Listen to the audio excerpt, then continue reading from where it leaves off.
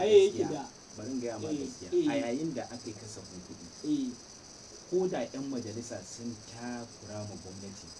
ta ba wasu fannoni fifiko, ba dai ya zama kasafin kuɗi ba, ya zama doka. lokaci zai zo idan suka ki sakin kuɗin a yi ayyukan, ba lokacin ba da bahasi zai zo ba.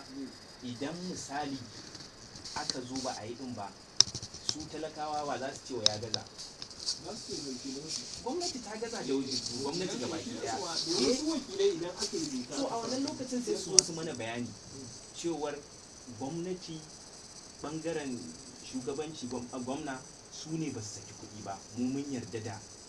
kasafin kuɗi. Kuma kamar da irin wannan gwagwarmaya da ƙungiyoyi suke yi, idan aka ce ga abinda da abinda za a kashe, mu ba za mu zauna haka ba, tunda wannan shirin fa mun zo ƙarshen na shekara ta 2012 na ci gaba fa zami ba, haka kuma zami tabi muna ƙara sa ido duk inda ba a yi aikin ba za mu fito mu faɗa. kuma wannan sai ya tuna min da wata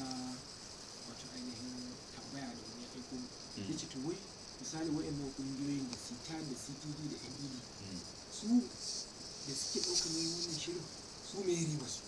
Wallahi riban mu ba komai bace illa fafutuka da gwagwarmayar cewar talakan nan da ake turo makudan kuɗi daga Abuja ake cewa dan shi ake aiki, mu tabbatar mu ga cewa dan shi ake yin aikin, ba wata riba bace. Kuɗin mu muke sa a irin waɗannan shirye-shirye a yanzu a jihar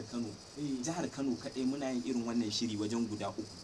Shi Safiyan kamar yadda ya maka bayani shine jami'in gudanar da namu da muke yi a talabishin a CTV, sannan muna yin wani a Pyramid, to kuma a sauran jihohi daban-daban. Kawai burinmu shine mu ga cewar talakan nan na ƙasa da yawun shi ake yin duk abin da ake yi, kuma dole ne sai mun karfafa mishi gwiwa cewar ya shigo yana faɗa, in ba haka ba yana cikin ɗakin shi za a rinka a bakin shi ana ci mishi albasa, ana kuma zuwa ana mishi barazana, dan shi ne yake tafiya a ƙasa, shi hon ɗin mota yake razanawa, shi jiniyan masu mulki take razanawa, kuma alhali wannan kuɗin fa nashi ne. To duniya ta yi wayewar da cewa yanzu talaka shine yake da ruwa da tsaki, inda aka ci gaba